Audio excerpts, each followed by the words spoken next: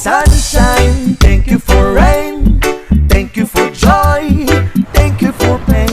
It's a beautiful day. Hola a todos, welcome back to Un Café con Mr. Mina, the podcast where we explore the beauty of the Spanish language and immerse ourselves in its vibrant culture. I'm your host, Mr. Mina. In today's episode, we're going to dive into the world of personal questions in Spanish. So grab your favorite cup of coffee and let's get started. It's a beautiful day. It's a beautiful day. In our previous episode, we covered the basic of Spanish greetings and introductions. Now, it's time to take our language skills a step further and learn how to ask and answer personal questions. Personal questions allow us to connect with others on a deeper level and foster meaningful conversation. Let's begin by exploring some common questions words in Spanish. To ask what, you say ¿qué? For example, ¿qué haces? Means what are you doing?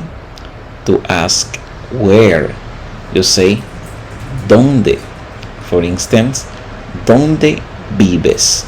Means where do you live? And to ask when, you say ¿cuándo? For instance, ¿cuándo es tu cumpleaños? Means when is your birthday?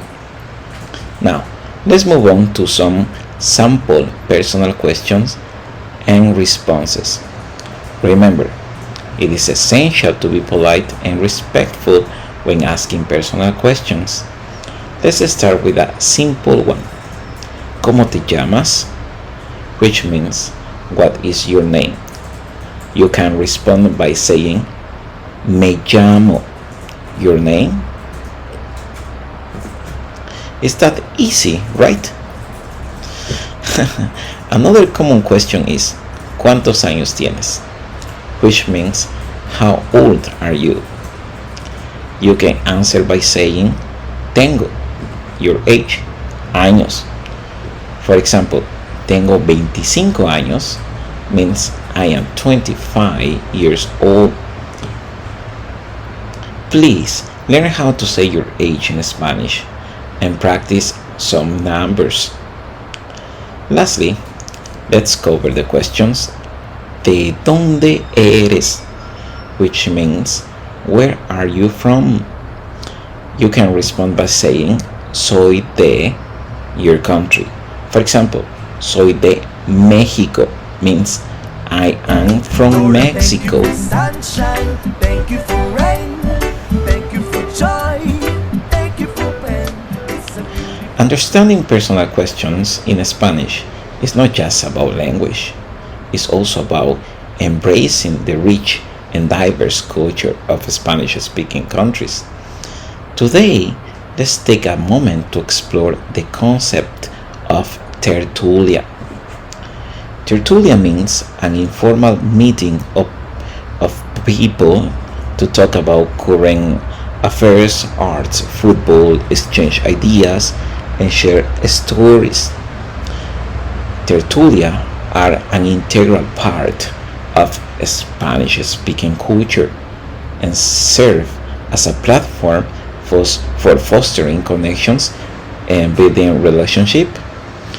So, the next time you find yourself in a Spanish-speaking country, don't hesitate to join a tertulia and immerse yourself in the vibrant conversation. It's a beautiful day. It's a beautiful day. Now, it's time to answer some of the questions we've received from our fantastic audience. The first question is from Sara. She said, Mr. Mina, how do you ask? What do you like to do in your free time? In Spanish. Great question. In Spanish you can ask, ¿qué te gusta hacer en tu tiempo libre? ¿Qué te gusta hacer en tu tiempo libre? to respond, you can say me gusta your activity. For example, me gusta leer means I like to read. The second question is from Jasmine. She's a wonderful student. Is it true that you eat guinea pig in South America, Mr. Mina? Another excellent question. Yes, guinea pig is called cuy in South America. Well, especially in Ecuador. It is often raised for its meat, which is a traditional food in the highlands region of South America. So cuy is high in protein and low in fat, and is often prepared by roasting or frying. Personally speaking, I love cuy. Always when I visit my country, I eat cuy because it's so delicious. Yeah, so that's all the time we have for today. Thank you to you for listening and sending your questions. Remember, learning a language is all about practice, so keep asking and answering questions in Spanish to improve your fluency.